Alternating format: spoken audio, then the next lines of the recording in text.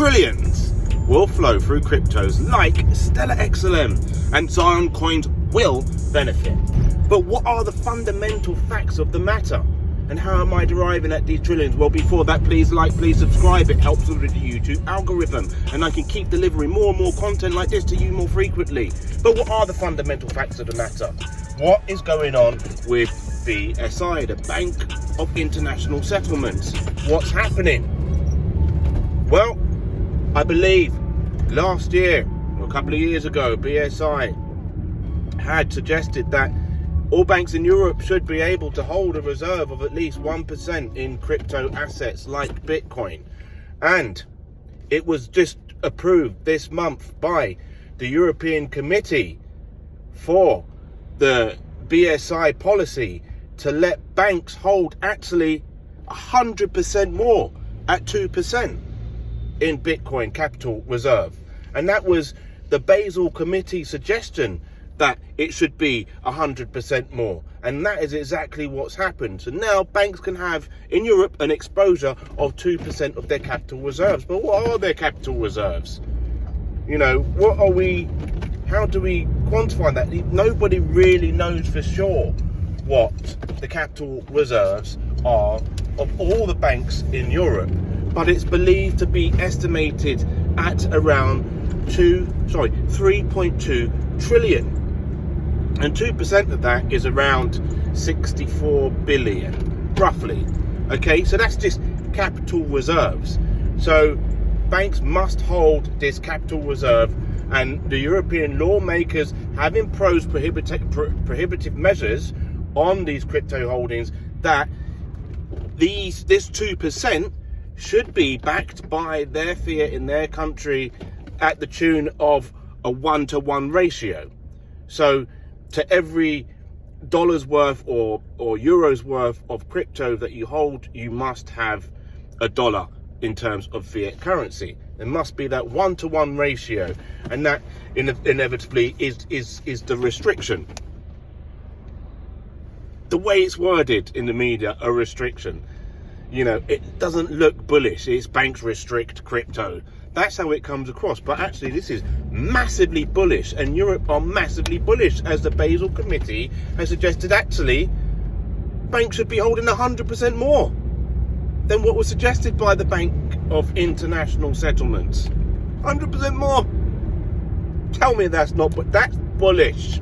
Okay, if you can't see that's not bullish, then, you know, I don't know how much more to explain it to you. 100%. Anyway, moving on. I really think we need to look at, you know, what the Bank of International Settlements suggests about crypto, what their research is.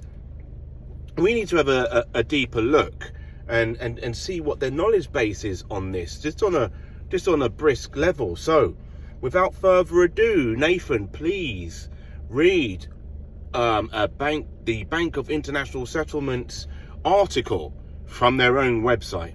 Nathan, over to you. Great, thanks for that, Nathan. So yeah, you know, we really do need to look into what BSI's research is, and this was from you know, a couple of years ago, December the 6th, by Shirino Amone, Wang Qing Hung, and Andreas Shrimp.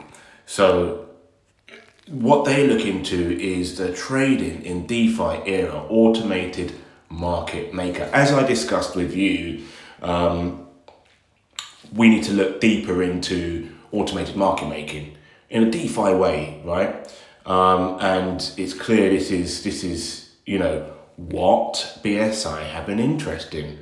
And I wonder if that is because they realise that there are massive amounts of liquidity pools about to become available. And as I read on, so trading crypto assets in DeFi relies on new and unique matching mechanism. One widely used mechanism in traditional finance is a centralised limit order book, which entails keeping electronic records of all outstanding orders. Likewise, crypto centralised exchanges, CEXs, such as FTX, again, which isn't about anymore, but Binance and Kraken are, rely on order books managed off-chain.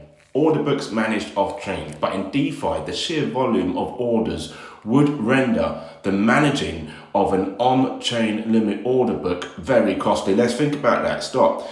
I believe BSI's research is based on Ethereum.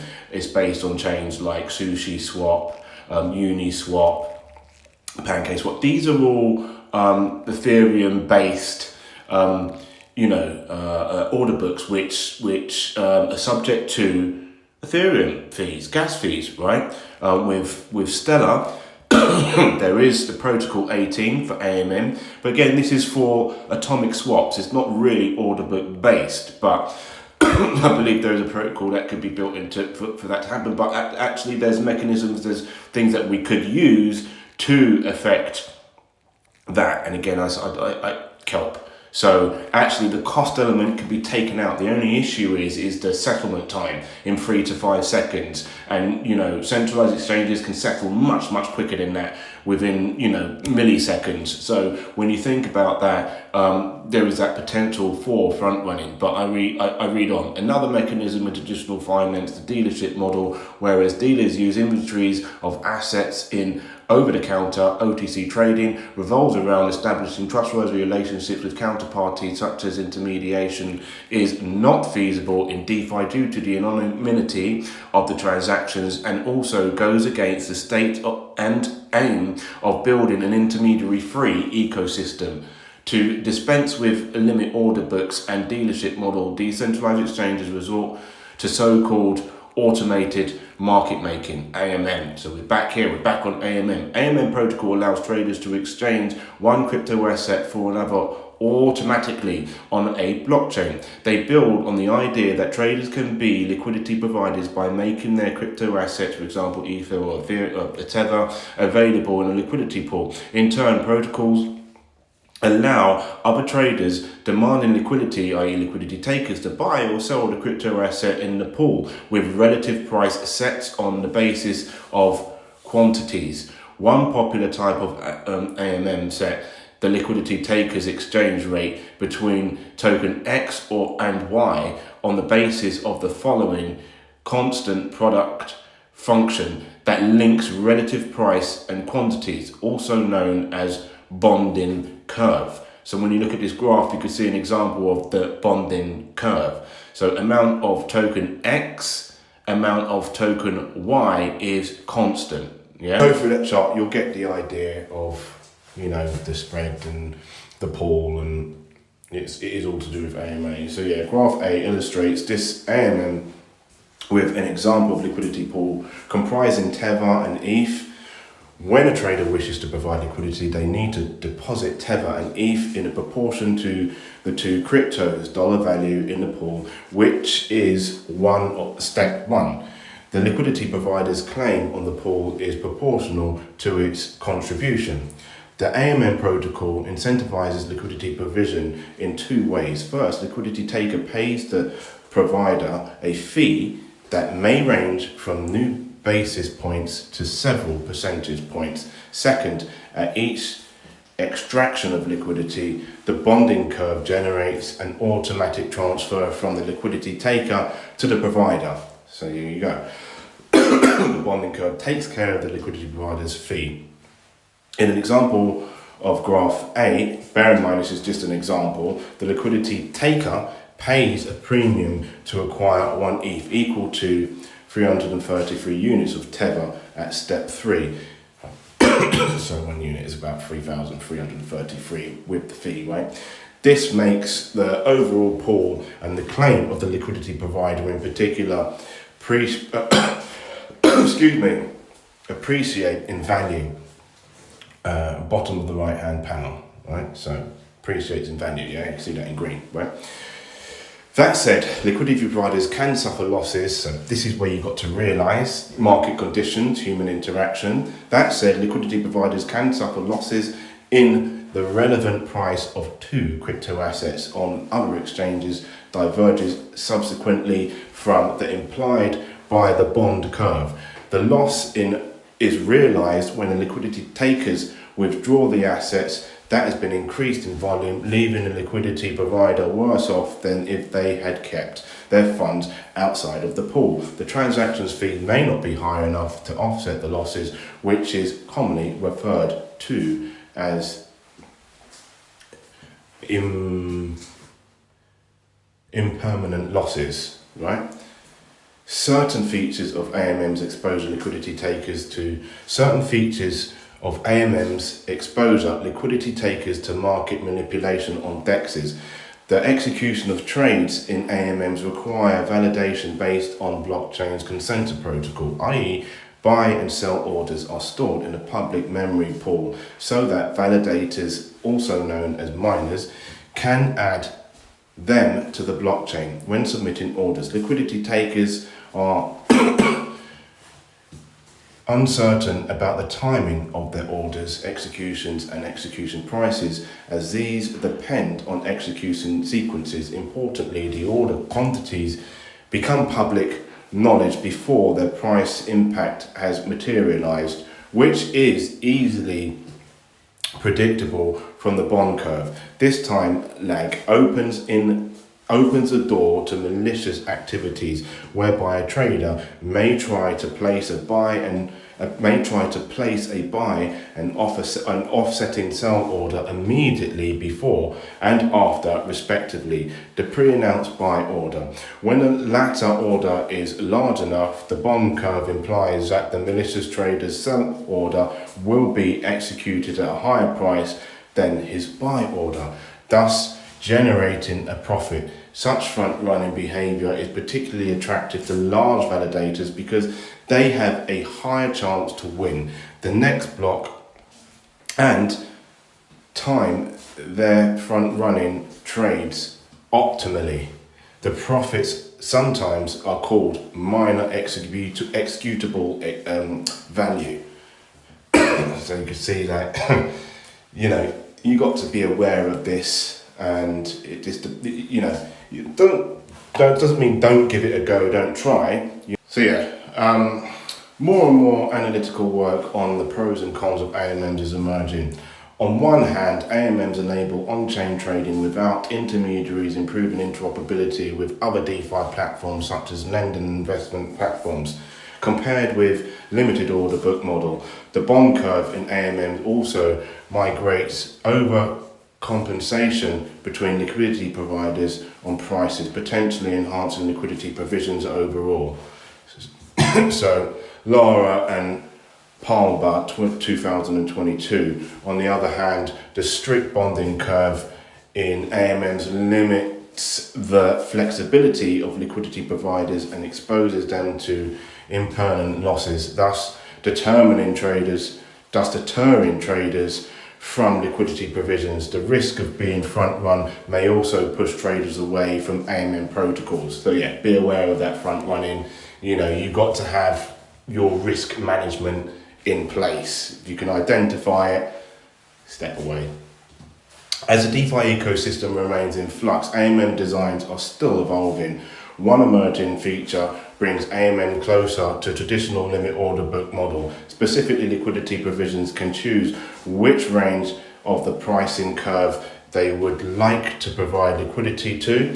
When the transacted price falls within this range, the mechanism described above applies. Otherwise, the liquidity provider's assets are removed from the liquidity pool.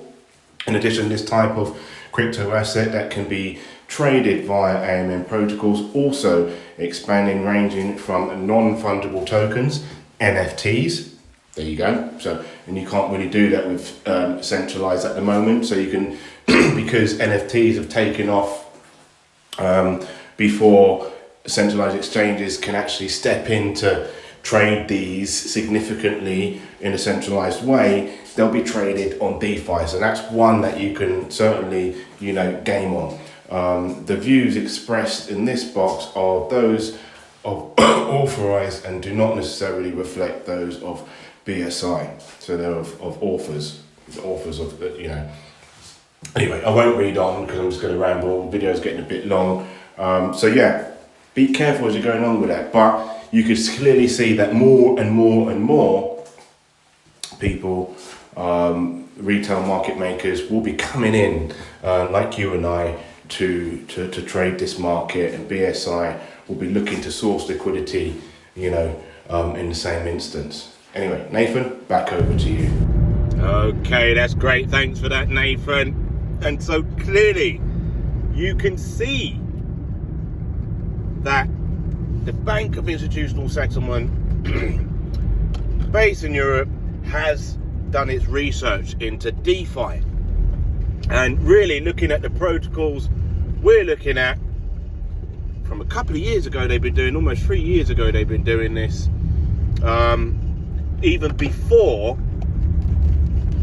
they suggested that banks should hold at least a 1% reserve. And based on our previous research into market making, high frequency trading, you could see why they've done this research and how actually these liquidity pools, AMM, automated market making, will provide liquidity into the industry, not just through retail, but also through institutes, and they're clearly highlighting the risks of traders front running, which it was highlighted clearly with these mining companies, the front running going on. Something that's actually happened, unfortunately, in the Flare community, where the Oracle providers, the TSOs, were allowed to get their tokens first before anybody else, and effectively dumped all their coins on Bitrue, and therefore lowering the price before anybody else can get a look in, and as a result, they just got bad publicity. So that's kind of like a front run, if you like, of a sort. But as I said, you could clearly see where we're going. And